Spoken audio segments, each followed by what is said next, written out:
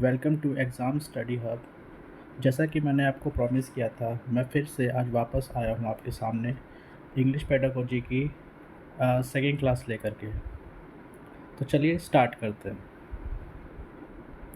और अगर अभी तक आपने हमारा चैनल सब्सक्राइब नहीं किया है तो प्लीज़ सब्सक्राइब कीजिए और हमारी जो भी वीडियोस आती है उन पर प्लीज़ लाइक, शेयर और कमेंट ज़रूर कीजिए। चलिए स्टार्ट करते हैं। जैसा कि आपने पहले भी इस वीडियो को देखा होगा, तो मैंने इसमें कुछ चीज़ें पहले भी एक्सप्लेन करी थी कि लैंग्वेज क्या होती है। तो अगर आपने हमारे पुरानी वीडियोस नहीं देखी हुई है तो मैं रिक्वेस्ट करूँगा कि आप हमारी पहली वीडियोस ज़रूर देखें, जिससे आपके और भी इंग्लिश पेडागोजी से लेकर के और भी उससे रिलेटेड जो इम्पोर्टेंट क्वेश्चंस है उन पर आप एक बार नज़र डाल सकें, ताकि अगर उस टाइप के क्वेश्चंस कभी भी आपके एग्ज़ाम में आते हैं तो आप उसे आसानी से सॉल्व कर पाएंगे। ठीक है, तो चलिए सेशन को स्टार्ट करते हैं। तो सबसे पहली बात आती है कि व्हाट इज़ लैंग्वेज। लैंग्वेज क्या है? तो language basically a great medium of communication with other people. मतलब भाषा एक माध्यम है जिसके थ्रू हम कम्युनिकेट करते हैं लोगों के साथ। ठीक। हाँ, अब बात आती है फॉर्म्स ऑफ लैंग्वेज की, मतलब भाषाएं कितने टाइप की होती हैं। तो भाषाएं 3 प्रकार की होती हैं। पहली होती है आपकी ओरल लैंग्वेज, जो कि बोलकर एक दूसरे को समझाई जाती है। दूसरी फॉर्म ऑफ लैंग्वेज होती है रिटन लैंग्वेज, जो कि लिख कर लोगों से कम्युनिकेट किया जाता है।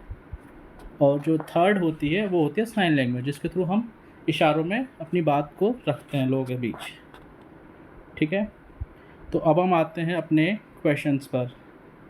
ठीक है, तो आज का हमारा पहला क्वेश्चन है, the multilanguage nature of the Indian classroom must be used as a resource so that. तो क्या क्वेश्चन इस तरीके से है कि भारतीय कक्षा की बहुभाषीय प्रकृति को एक संसाधन के रूप में इस्तेमाल किया जाना चाहिए, ताकि a children can learn many languages. Option B, the teacher develop language proficiency. Option C, every child feel secure and accepted. Option D, every child learns at the same pace.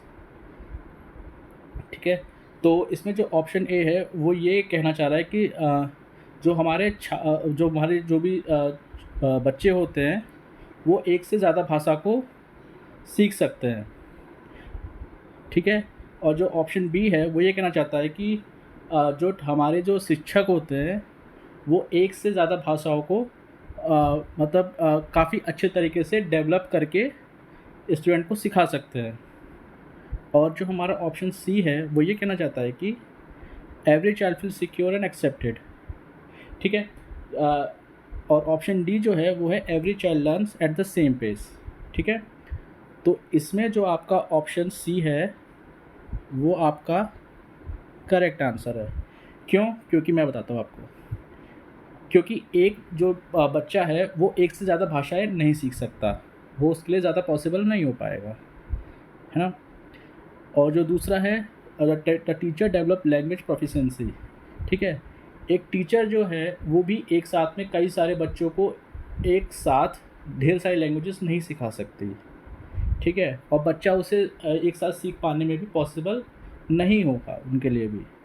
और जो थर्ड ऑप्शन है every child feel secure and accepted, ये option आपका इसलिए सही है क्योंकि इसमें जो होता है, जैसे कि मान लीजिए कोई टीचर किसी बच्चे को कोई भाषा सिखाता है, तो उस दौरान जो बच्चा होता है वो एकदम से अपनी नई भाषा को अच्छी तरीके से नहीं सीख पाता है, तो वो काफ़ी हद तक उसके अंदर एक भय बना रहता है कि वो नई भाषा को सीख पाएगा या नहीं सीख पाएगा। अगर वो नहीं सीख पाया तो कहीं उसका टीचर उसे डाँटने ना लगे, या फिर उसे क्लास में हीन भावना से ना देखा जाए कि सब लोग अच्छे से किसी भाषा को बोल पा रहे हैं, सीख पा रहे हैं, मैं नहीं कर पा रहा हूँ।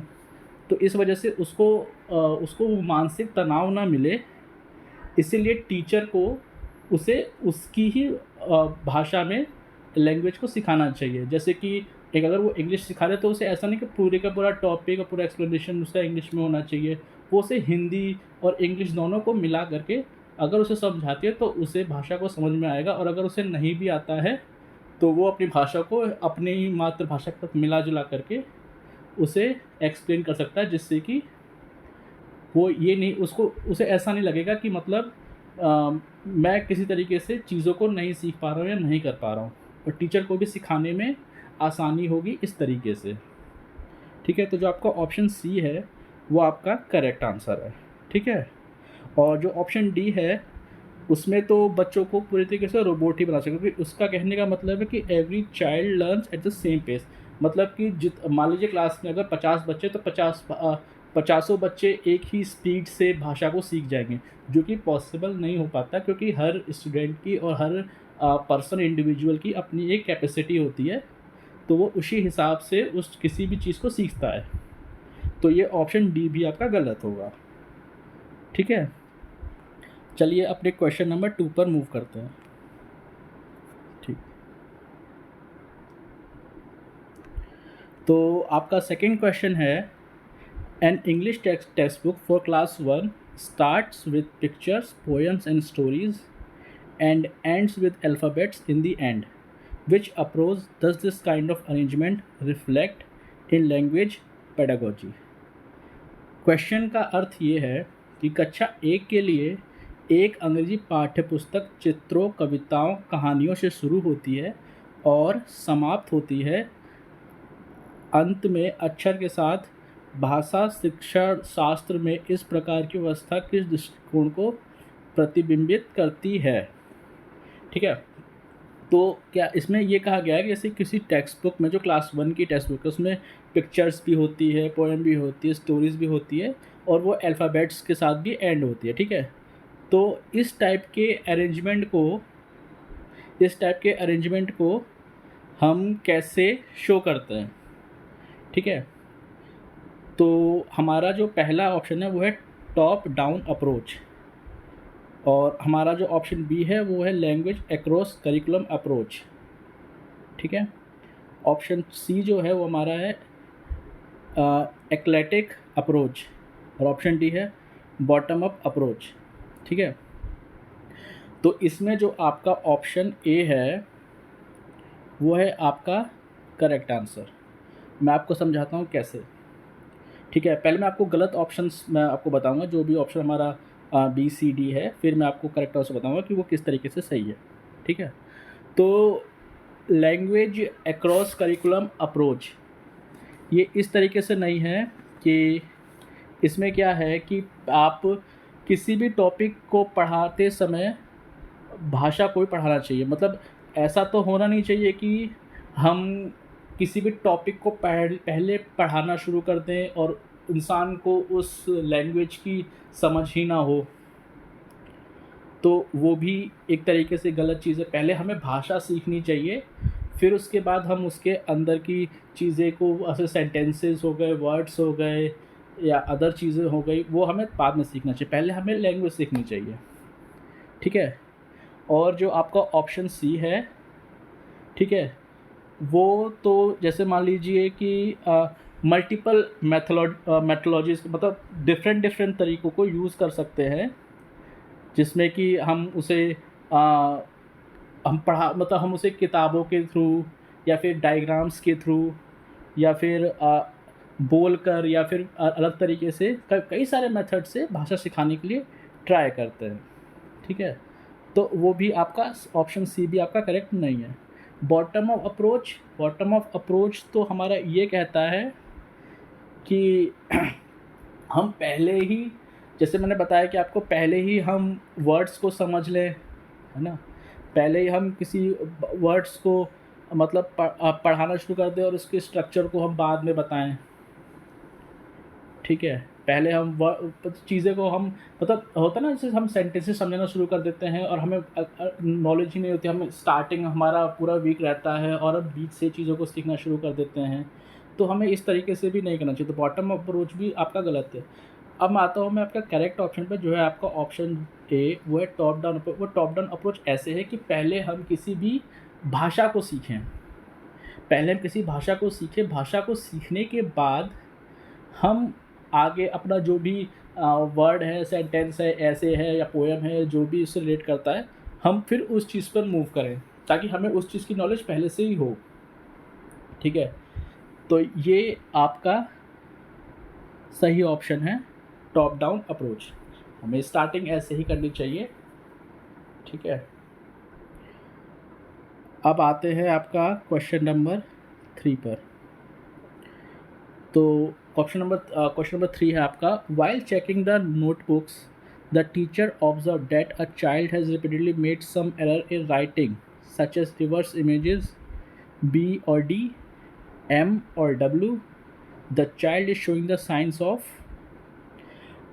इस क्वेश्चन में ये पूछा गया है कि जब भी एक टीचर किसी की नोटबुक चेक करते तो अक्सर बच्चे जो होते हैं वो एक रिफ्लेक्टेड टाइप लेटर्स होते हैं, वो अक्सर उनमें गलतियां करते हैं। जैसे कि फॉर एग्जांपल बी और डी जस्ट मिरर अल्फ़ाबेट्स हैं। ठीक है, अगर आपका बी है वो अक्सर वो बी को डी लिख देते हैं, एन को डब्ल्यू लिख देते हैं, है ना। तो इस टाइप की गलतियाँ करने वाले बच्चों में किस टाइप की बीमारी पाई जाती है। ठीक है, तो पहला ऑप्शन है आपका लर्निंग डिसेबिलिटी, सेकंड है आपका लर्निंग डिफरेंसेस, तीसरा है आपका लर्निंग प्रेफरेंस, चौथा है आपका लर्निंग स्टाइल। ठीक है, तो इसमें जो आपका ऑप्शन ए है लर्निंग डिसेबिलिटी वो आपका करेक्ट आंसर है। ठीक है, मैं बताता हूँ फिर आपको। ठीक है, लर्निंग प्रेफरेंस रूप से लर्निंग डिसेबिलिटी कई टाइप्स की होती हैं। जैसे कि आपका होता है डिसलेक्सिया। ठीक है, डिसलेक्सिया में आपको जो लेटर्स होते हैं वो एकदम अलग तरीके से दिखते हैं, मतलब आप पढ़ नहीं पाते उसको। दूसरी होती है आपकी डिस्ग्राफिया। डिस्ग्राफिया में आपको लिखने में परेशानी होती है। ठीक है, और एक और बीमारी होती है वो होती है डिस्मॉर्फिया। डिस्मॉर्फिया में हमें शेप्स को समझने में दिक्कत होती है ना। और एक होती है डिस्टोपिया। डिस्टोपिया में हमारा जो पूरे तरीके का जो एनवायरनमेंट है वो हमें काफ़ी ज़्यादा डिस्टर्ब दिखाई देता है, मतलब अपने आसपास का माहौल काफ़ी ज़्यादा डिस्टर्ब लगता है, जिसकी वजह से हम फोकस नहीं कर पाते हैं जो भी हम पढ़ रहे होते हैं, जो भी हम लिख रहे होते हैं या जो भी हम देख रहे होते हैं उस टाइम पर। तो ये बेसिकली एक लर्निंग डिसेबिलिटी है। इसका मतलब ये नहीं होता है कि लड़के का दिमाग ख़राब है या फिर वो मतलब उसका दिमाग अलग ही दिशा में जा रहा है, नहीं ऐसा नहीं होता है, उसका दिमाग ठीक होता है। लेकिन हाँ, पढ़ने के मामले में उसका दिमाग थोड़ा सा हिला हुआ रहता है ना। तो आई होप मैं समझता हूँ कि आपको कुछ चीज़ें काफ़ी क्लियर हुई होंगी। तो इसका ऑप्शन जो है ऑप्शन ए वो इसका ठीक है। ठीक है, चलिए क्वेश्चन नंबर 4 पर मूव करते हैं। तो आपका जो क्वेश्चन 4 है वो है, a teacher is telling a story with actions and gestures to class 3 students. After this she asked them to draw pictures on the story in groups. Why do you think she asked them to draw pictures on the story. ठीक है, तो इसका question का meaning जो है वो ये है कि एक शिक्षक कक्षा 3 के छात्रों को क्रियाएं और इशारों से कहानी सुना रहा है। इसके बाद उसने उन्हें समूहों में कहानी पर चित्र बनाने के लिए कहा। आपको क्या लगता है कि उसने उन्हें कहानी पर चित्र बनाने के लिए क्यों कहा। ठीक है, तो आपका ऑप्शन है she wanted to assess their comprehension of the story, है ना। तो इसका मतलब ये है कि इसका मतलब ये है कि वो उस स्टोरी को कितना समझ पाए। मतलब टीचर ये जानना चाहती है कि जो उनके स्टूडेंट्स हैं वो स्टोरी को कितने हद तक समझ पाए, वो उसे जानने का प्रयास कर रही है ऑप्शन नंबर ए के अकॉर्डिंग। ठीक है, आपका ऑप्शन बी है she wanted to see the participation of children while drawing. ठीक है, तो मैं समझ ठीक है, तो इसमें जो टीचर है वो ये चाहती है कि बच्चे जो है वो एक ग्रुप में बैठे और अपनी ड्राइंग स्किल्स को इम्प्रूव करें। ठीक है, ऑप्शन सी जो है आपका उसमें ये है कि she wanted to assess their colouring and drawing skills. तो इस पे जो टीचर है वो ये चाहती है कि बच्चे अपनी ड्राइंग और अपनी कलरिंग स्किल्स को इम्प्रोवाइज़ करें, वो इसलिए इस चीज़ पर गौर दे रही है। ठीक है। तो और आपका ऑप्शन डी जो है, she had completed her lesson as per her lesson plan, so she engage them in drawing. तो इसमें कहने का मतलब है कि जो टीचर है उसने अपना लेसन कंप्लीट कर दिया है, जो भी उसका प्लान है, जो मैनेजमेंट के थ्रू उसको प्लान मिला हुआ है, तो उसके बाद वो उन्हें बच्चों को बिज़ी रखना चाहती है ड्राइंग के अंदर, क्योंकि उसका जो सेशन है वो तो कंप्लीट हो चुका है, तो वो उसके बाद क्या करा है, तो उन्होंने बच्चों को क्या किया, उन्होंने उसे ड्राइंग में एंगेज कर दिया पूरी तरीके से। ठीक है। तो इसमें जो आपका करेक्ट आंसर है वो है आपका ऑप्शन ए, है ना। इसमें टीचर का जो मकसद है वो ये है कि बच्चे स्टोरी को कितना अच्छे से समझ पाए, है ना, कितना अच्छे से समझ पाए, ये टीचर का मकसद है इसमें। ठीक है। बाकी ड्राइंग में पार्टिसिपेट करना, कलरिंग, ड्राइंग स्किल्स और बच्चों को बिज़ी रखना, ये एक अलग चीज़ है, क्योंकि हम ड्राइंग की क्लासेस नहीं कर रहे, हम स्टोरी हम एक क्लास में स्टोरी का सेशन है उस पर काम कर रहे हैं। तो बच्चों को आपने जब स्टोरी पढ़ाई है तो उन्हें स्टोरी समझ में आनी चाहिए, ये प्लान होना चाहिए एक टीचर का, ना कि ड्राइंग्स और बाकी चीज़ों में। ठीक है। चलिए अब नेक्स्ट क्वेश्चन पर आते हैं। बड़ा इंटरेस्टिंग क्वेश्चन है ये तो। हाँ, तो active vocabulary consist of words which are. तो सक्रिय शब्दावली में ऐसे शब्द होते हैं जो कि डैश होते हैं। ठीक है। तो आपका ऑप्शन ये है, यूज्ड फ्रिक्वेंटली, मतलब कि बार बार और हर बार यूज़ करना, फोनोलॉजिकल और लेक्सिकल। पहले मैं आपको ये एक्सप्लेन करता हूँ फोनोलॉजिकल और लेक्सिकल होता क्या है। फोनोलॉजिकल जो होता है, फोनोलॉजिकल बेसिकली आप समझ गए, फोनोलॉजिकल मतलब एक तरीके का वॉइस सिस्टम। ठीक है, मतलब जिसमें हम सुनने का काम करते हैं, तो ये एक तरीका है भाषा को अच्छी तरीके से सुनने का। ठीक है। और लेक्सिकल जो है वो रेट करता है मीनिंगफुल, मतलब जिसका मतलब जो भी वर्ड बोले जा रहे हैं वो वर्ड मीनिंगफुल होने चाहिए। ठीक है। उसे हम लेक्सिकल कहते हैं। यूज्ड ओकेजनली मीन्स कभी कभी यूज़ करना, और डिफ़िकल्ट टू प्रोनाउंस मतलब कि जो बहुत ज़्यादा मुश्किल होते हैं और जो लोग जल्दी यूज़ नहीं कर पाते उस तरीके के वर्ड्स। ठीक है। तो एक्टिव वोकेबलरी का मतलब ये है कि एक्टिव वोकेबलरी सबसे ज़्यादा वो होती है जो हम सबसे ज़्यादा यूज़ करते हैं और डेली यूज़ करते हैं और मैक्सिमम टाइम हम यूज़ करते हैं। तो इसका जो ऑप्शन होगा वो आँख बंद करके आप लोग ऑप्शन ए पे आप टिक कर दीजिएगा, यूज़ फ्रिक्वेंटली, क्योंकि इसको हम बार बार यूज़ करते हैं और हर बार यूज़ करते हैं और बहुत जल्दी। जैसे कि आपके कुछ वर्ड्स होते हैं, जैसे कि आप difficulty, easy, sometimes, normally, generally, actually, इस टाइप के वर्ड जो हम हर सेंटेंस में यूज़ करते हैं, तो वो हमारी एक्टिव वोकेबलरी में आता है। ठीक है। तो आई होप आप समझ गए होंगे। ठीक है। तो अब हम नेक्स्ट क्वेश्चन पर मूव करते हैं। The major aim of teaching poetry is, ये भी बहुत इंटरेस्टिंग क्वेश्चन है। तो the major of teaching poetry is मतलब काव्य शिक्षण का प्रमुख उद्देश्य है। आपका ऑप्शन ए है डेवलपमेंट ऑफ ग्रामर, आपका ऑप्शन बी है making learn to become poets, आपका ऑप्शन सी है वोकेबलरी डेवलपमेंट, आपका ऑप्शन डी है एन्जॉयमेंट एंड एप्रिसिएशन।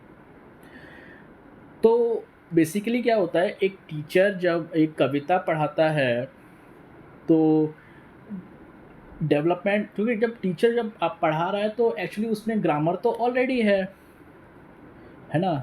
तो ये ऑप्शन ए तो आपका करेक्ट नहीं होगा इसमें।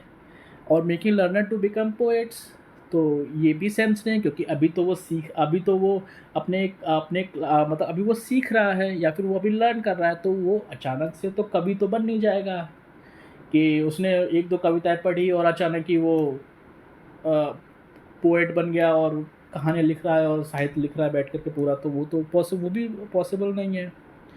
वोकेबलरी डेवलपमेंट भी इससे नहीं होता है, क्योंकि आप एक लिमिटेड वर्ड्स और लिमिटेड सेंटेंसेस पढ़ रहे हो, तो उससे आपका वोकेबलरी भी नहीं होगा। हालांकि वो होगा, कुछ हद तक होगा, क्योंकि आप पढ़ोगे तो आप ज़ाहिर सी बात है आप सीखोगे, चीज़ें होंगी आपके साथ में, तो थोड़ा बहुत होगा, बट आपका कंप्लीट तरीके से नहीं होगा।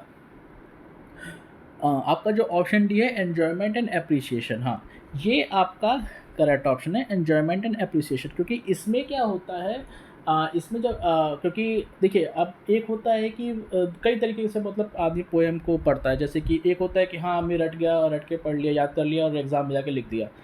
और और और एक होता है कि बच्चा मतलब टीचर उसको एक राइमिंग के थ्रू या गाने के थ्रू या चीज़ों के थ्रू करता है, तो एक उसमें एक एन्जॉयमेंट आती है, मतलब एक तरीके से वो एक्टिव फील करता है क्लास के अंदर, जब वो लर्निंग कर रहा होता है, पोएम वगैरह लर्न कर रहा होता है। तो तो पोएम को सिखाने का जो बेसिक टारगेट होता है टीचर का, वो होता है एन्जॉयमेंट एंड एप्रिसिएशन, ताकि बच्चा मतलब बहुत ज़्यादा एक्टिव फील करे क्लासरूम के अंदर। ठीक है, चलिए नेक्स्ट क्वेश्चन पर मूव करते हैं।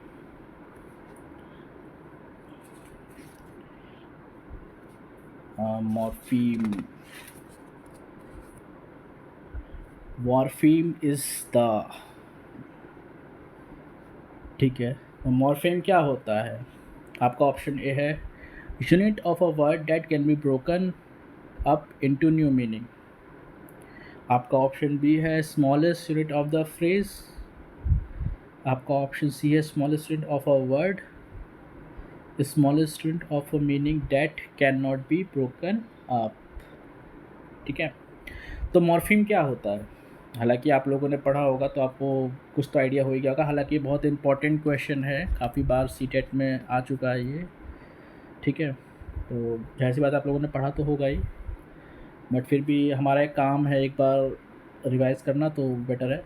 तो पहला जो ऑप्शन है वो ये कहना चाहता है कि unit of a word that can be broken up to a new meaning. जैसे इनका इसमें कहने का मतलब ये है कि जैसे आपके पास कोई भी एक वर्ड है, आप अगर उसे तोड़ देते हो, ठीक है, तोड़ देने का सेंस जैसे कि अगर आपने मान लो आपके पास, आपने एग्जांपल लिया वॉलेट का, आपने लिया वॉलेट में आपने WA, आपने मान लो से वॉलेट है आपका, मैं दिखाता हूँ वैसे आपका वॉलेट है, ठीक है, वॉलेट में से आपने वो अलग कर दिया और LLET अलग कर दिया, तो इसका कोई मीनिंग बना? नहीं बना। ठीक है, तो इसका मतलब ये आपका गलत है। Smallest unit of the phrase, ये भी नहीं है, ये भी नहीं होगा, क्योंकि फ्रेजेस से इसका कोई लेना देना है ही नहीं। ठीक है, तो आपका जो ऑप्शन डी है वो आपका, एक मिनट, वो आपका करेक्ट ऑप्शन है। तो इसमें smallest meaning of the mean date can not be broken up, जैसे कि मैंने आपको कहा था कि अगर आप तोड़ोगे तो कोई मीनिंग नहीं बनेगा, बट आप अगर उसे नहीं तोड़ोगे तो वो एक पूरे तरीके से एक सेंटेंस बनेगा। तो मॉर्फीम वो है जिसकी मीनिंग को तोड़ा नहीं जा सकता और तोड़ने पर उसका मीनिंग एंड हो जाएगा। ठीक है, आप समझ रहे हो? मैंने ऐसे आपको सभी समझाया कि जिसके वर्ड को तोड़ा नहीं जा सकता, और अगर तोड़ा तो जैसे कि कभी कभार क्या होता है, तोड़ने पर भी कुछ सेंटेंस बन जाते हैं, तो लेकिन उसके मीनिंग्स जो होते हैं, जो एक सिंगल वर्ड का मीनिंग होता है वो चेंज हो जाएगा। ठीक है, अब आते हैं इसमें और आपका जो वो है क्या था उसमें, ठीक है ये तो हो गया फ्रेज। ठीक है, नेक्स्ट मूव करते हैं ऑप्शन नंबर 8। तो ऑप्शन 8 में पूछता है ये, a teacher of class 2 uses learners knowledge and language to build a bridge between his mother tongue and English language teaching. Here's learners language is used in teaching English as a, मतलब इसका meaning है कक्षा 2 का एक शिक्षक अपनी मातृभाषा और अंग्रेजी भाषा शिक्षण के बीच एक सेतु बनाने के लिए शिक्षार्थी के ज्ञान और भाषा का उपयोग करता है। यहाँ अंग्रेजी पढ़ाने में शिक्षार्थी की भाषा का प्रयोग डैश के रूप में किया जाता है। मतलब क्वेश्चन ये कहना चाह रहा है कि जब हम किसी भी भाषा को सीखते हैं, तो जैसे कि मैंने आपको पहले भी सेशन में पढ़ाया हुआ था कि वो शायद आपका क्वेश्चन नंबर 1 होगा उसमें, कि जैसे कि हम कोई भी भाषा जब किसी को सिखाते हैं तो ऐसा नहीं होता कि बच्चा जो हमारी नई भाषा है उसको ऑटोमेटिकली अडॉप्ट कर लेता है। उसे हम उसी की मदर टंग में उस भाषा को लर्न करने के लिए, उसके लिए अगर उसको ईज़ी बनाते हैं, उसी की मदर टंग में उसे समझाने की कोशिश करते हैं। तो कभी-कभार हिंदी, इंग्लिश को मिक्स करके हम स्टूडेंट को उसकी वो भी मतलब वो भी जो लैंग्वेज सीख रहा है, हम उस तरीके से सिखाते हैं उसको, ताकि उसको ऐसा ना लगे कि मैं ये क्या सीख रहा हूँ या मुझे सीखने में दिक्कत हो रही है, परेशानी हो रही है। तो इसलिए हम कोई भी अदर लैंग्वेज को उसकी मदर टंग में ही सिखाते हैं, ठीक है, जिससे वो जल्दी से जल्दी सीख पाता है चीज़ों को, ठीक है। तो आपके जो ऑप्शन है वो है रिसोर्स, ऑप्शन बी है आपका पैटर्न, ऑप्शन सी है आपका हिंड्रेंस, और ऑप्शन डी है आपका ट्रांसलेशन, ठीक है। तो इसमें जो आपका ऑप्शन ए है रिसोर्स, वो आपका करेक्ट है, क्योंकि जो भाषा हम सिखा रहे हैं और जो उसे आती है, जो उसकी मदर टंग है, उसे हम एज अ रिसोर्स यूज़ करते हैं ताकि वो अदर लैंग्वेज को सीख सके, ठीक है। तो इसमें आपका ऑप्शन ए जो है वो आपका करेक्ट आंसर है, क्योंकि इसमें जो उसकी जो मदर टंग है वो उसका रिसोर्स है, और जो वो सीख रहा है, ठीक है, मतलब जो सीख रहा है उसके लिए जो उसका मदर टंग है वो उसका रिसोर्स है, ठीक है।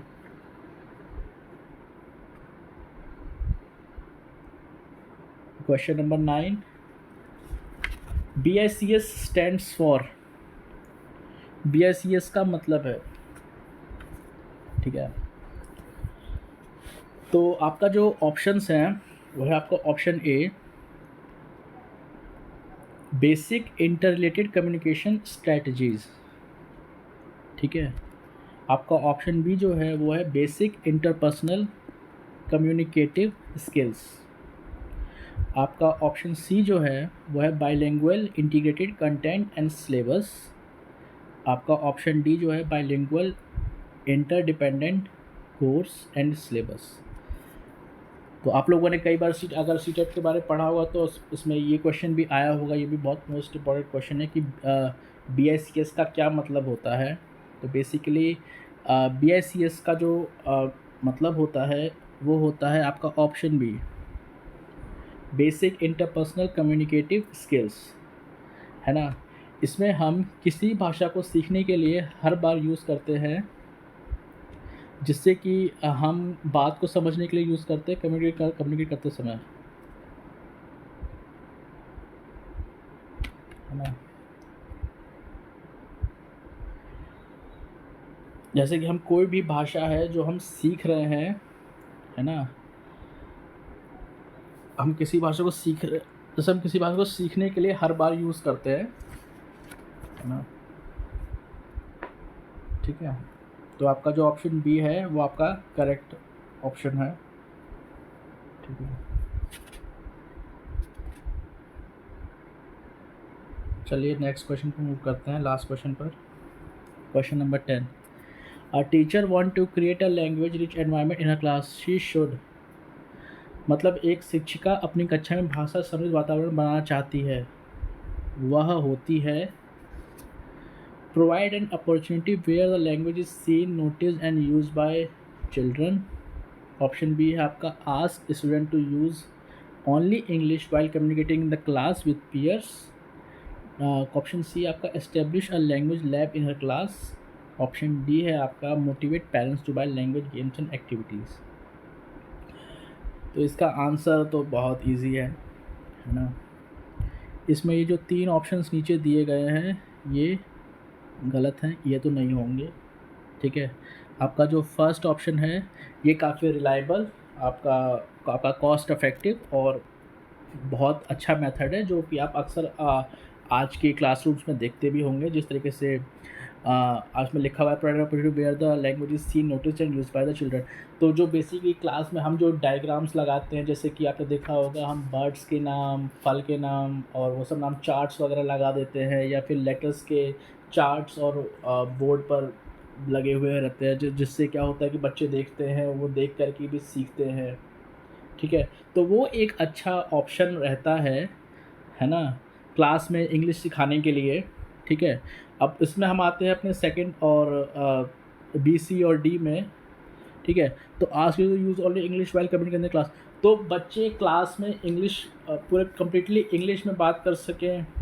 ठीक है, ये भी एक अच्छा मेथड है, बट ये सिखाने के पर्पज़ से पॉसिबल नहीं, क्योंकि स्टूडेंट स्टार्टिंग में ही एकदम पूरे तरीके से चेंज हो पाएगा, वो कहीं ना कहीं अपनी मातृभाषा का यूज़ तो करेगा ही करेगा। तो ये भी एक तरीके से पॉसिबल नहीं है ना। तो ऑप्शन बी भी उसका पॉसिबल नहीं है। और जो ऑप्शन सी है वो है establish a language lab in class. मतलब भाषा सिखाने के लिए आप एक लैब का इस्तेमाल करें। हालांकि ये एक ऑप्शन है, बट ये काफ़ी ज़्यादा टाइम टेकन और बहुत ज़्यादा कॉस्टली पड़ जाता है, जिसमें कि हम सेशंस लेते हैं उसमें अलग अलग तरीके से और उसको चीज़ें सिखाने की कोशिश करते हैं, जो कि मैं समझता हूँ कि हर एक के लिए पॉसिबल नहीं हो पाता है। तो ये भी एक गलत ऑप्शन है। ठीक है, ऑप्शन डी जो आपका motivate parents to buy language games and activities, ये भी पॉसिबल नहीं, क्योंकि हर पेरेंट्स के लिए ये चीज़ें पॉसिबल नहीं हो पाती है कि वो अपने बच्चे के लिए नई नई गेम्स और एक्टिविटीज़ और चीज़ें करते रहे। वो काफ़ी ज़्यादा कॉस्ट इफेक्टिव हो जाता है, तो वो हर एक के लिए पॉसिबल नहीं होता। तो ये भी एक तरीके से गलत ऑप्शन है। इस केस में आपका जो ऑप्शन ए है वो आपका बिल्कुल सही ऑप्शन है। ठीक है, जो जो कि आज की डेट में यूज़ भी होते हैं। ठीक है, तो ये एकदम बेस्ट ऑप्शन है। ठीक है, तो आज का आपका ये इंग्लिश पेडागोजी का सेशन यहीं पर एंड होता है। ठीक है, आपको ये सेशन कैसा लगा प्लीज़ हमें कमेंट सेक्शन में ज़रूर बताएं, और अगर आपको ये वीडियो अच्छा लगा हो तो प्लीज़ लाइक करें और चैनल को सब्सक्राइब करना ना भूलें। और मैं बहुत जल्द ही इंग्लिश पेडागोजी की एक और सेशन लेकर के आपके सामने प्रेजेंट होऊंगा।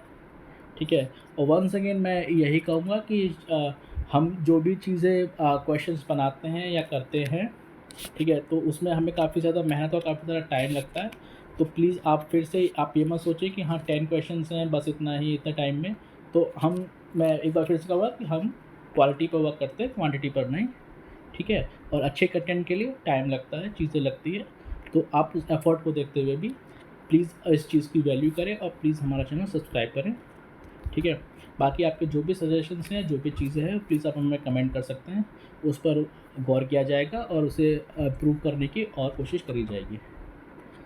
सो once again thank you and don't forget to subscribe our channel. Thank you.